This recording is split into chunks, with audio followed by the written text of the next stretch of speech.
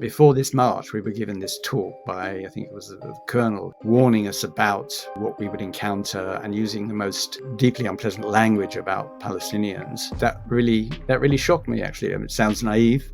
Many decent people are absolutely horrified by what Israel's military is doing to the Palestinians in Gaza. But when they express that criticism, however reasonably phrased, they find themselves being accused of anti-Semitism when they've said nothing of the sort. Joining me today to discuss this issue is Tony Lerman, who's just written an article for Declassified about this issue. Tony, great to have you with us today. Thanks for inviting me. I'm really pleased to be here. Now, Tony, for people who aren't familiar with your background, you were chief executive of the Rothschilds Foundation, a founding editor of Anti-Semitism World Report, director of two think tanks, the Institute of Jewish Affairs and the Institute for Jewish Policy Research. And you've gone on a journey to becoming an anti-Zionist Jew. But before all that, can you tell us about how your relationship with Zionism started? Although I grew up in quite an Orthodox Jewish family, went to synagogue often, and that was very much part of my life when I was young. At the age of 8, I went to my first Zionist youth camp, and this was because my mother, when she was young, in the early 20s, went herself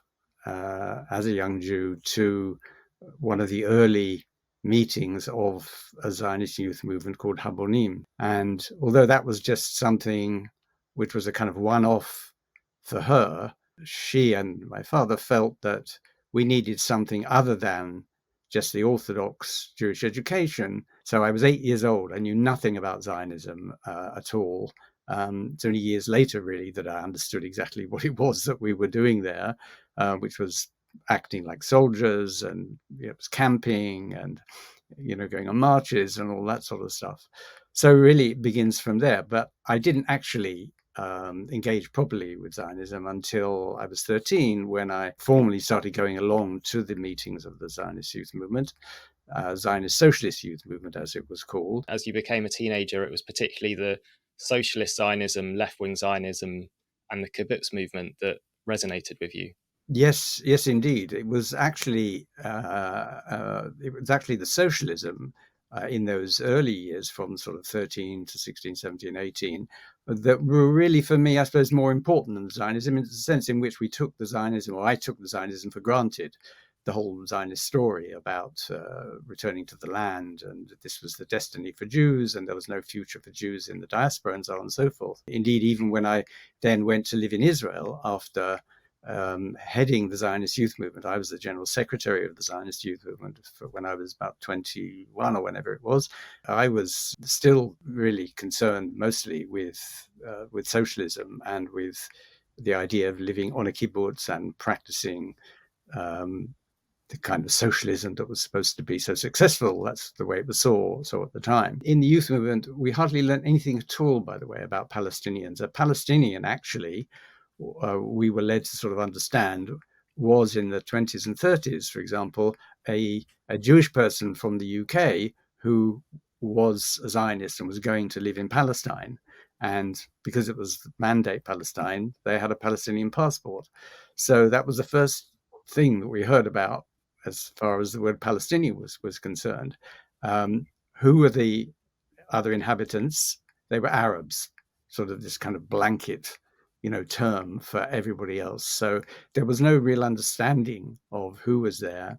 And the only sense we began to get as the years went by and as we got older was about the conflict, and about, because this was the time when the Palestinian national movement was beginning to develop, and raids across the border and skirmishes and all that kind of thing. So we had this idea of this shadowy, the shadowy Arabs who were coming into the Jewish homeland, and so on and so forth. So it's not as if in the Zionist movement we at that time were given this notion of Palestinians as somehow sort of evil. We just didn't have a conception at all of what. They just didn't come into it at all. Yeah. No. I guess in the early 60s, when you first went out to live on a kibbutz, you were living in land that Palestinians might have been expelled from during the Nakba, and kibbutzes have been formed in that area. Yes, indeed. I had no knowledge of this at the time. We did know that this kibbutz where I was living at, it was called Amiad. It was in the north of Israel, not far from the Sea of Galilee. That it was actually a site of archaeological interest because it was rumored to be the place where Joseph, of the coat of many colors, was sort of not buried but put into a pit, and I think the village was called Jib Yusuf, I think, if I'm not mistaken. So we knew that had some Arab connection, but it was only later, when I was already back in England after having lived on the kibbutz for a couple of years and having done national service, that I began to sort of investigate and ask the question, well, hold on a minute, what was this place? And discovered that indeed it was part of the ethnic cleansing. But this was never ever mentioned in the 2 years that I was living there, and in the previous time in 1964 when I was living there for about 3 or 4 months. It was only something I discovered after I had come back to the UK, feeling disillusioned with what I understood to be this wonderful socialist society. It seemed to me not at all so wonderful. Particularly women were treated as second-class citizens. And it was, after all, socialism for one people. It wasn't socialism for anyone else. Was another formative experience for you during your national service in the Israeli army, where you went on a march one night to Hebron, which is a Palestinian town in the West Bank? Yes, indeed. That came actually towards the end of the service that I did. I was actually only in the army for 3 months because, as an immigrant, and I was married with a child, you only had to do the minimum, which was 3 months. So this came at the end of this the course that I was on was laying mines, was learning how to lay mines, engineering. It was the engineering corps, it was called. And yes, towards the end of that, we went on this route march, and that was the first time I had really encountered sort of naked racism on the part of our officers. Our officers mostly were simply, engaged in knocking us into shape, running and standing still and jumping and throwing, learning how to throw grenades and firing guns and so on and so forth. But before this march, we were given this talk by, I think it was the colonel who was head of the whole group, warning us about what we would encounter, and using the most deeply unpleasant language about Palestinians. And that really shocked me, actually. I mean, it sounds naive, but I hadn't actually encountered that before, and it really affected my whole perspective. Where I did my army service, that was in the occupied territories.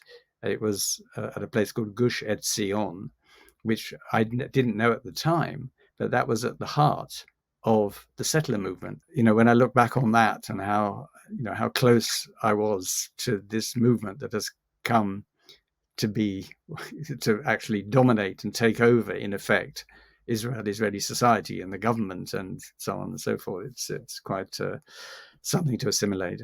And is it right to say that from the early days of Socialist Zionism, which was quite a strong current in Israeli society, that's kind of been replaced over the years by more right-wing Zionism, religious Zionism, and the kind of religiously motivated settler movement in the West Bank? We see now in Netanyahu's government, there are figures in the coalition like Itamar Ben-Gvir from the Jewish Power Party. Is it fair to say that within Zionism itself, there has been a shift over the years to get to where we are now? And do you think there were always kind of indications that it might go in that direction? I think there were always indications that it might go in that direction, and some people always warned about it, but that wasn't the consensus view. I think there was this strong feeling, because the socialist and liberal element within Zionism was the one that prevailed during the 20s and the 30s.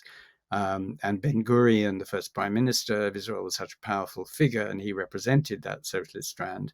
There was a sense that that was Zionism, and that the other movements, some of them had already been pushed to the margins. The ones that were really liberal, I mean, there was this group called Brit Shalom, which basically didn't want to have a separate Jewish state, wanted to live side by side with the Palestinians. So attempts to make it look as if the other trends, the other more powerful, also powerful ones like Jabotinsky, the revisionists, the attempt to paint them as this kind of marginal group, which is what a lot of the socialist Zionists tried to do in their writing and in their politics, was very short-sighted. It now, turns out to be, because they were as much a authentic expression of Zionism as any other kind, and indeed they were the ones that by the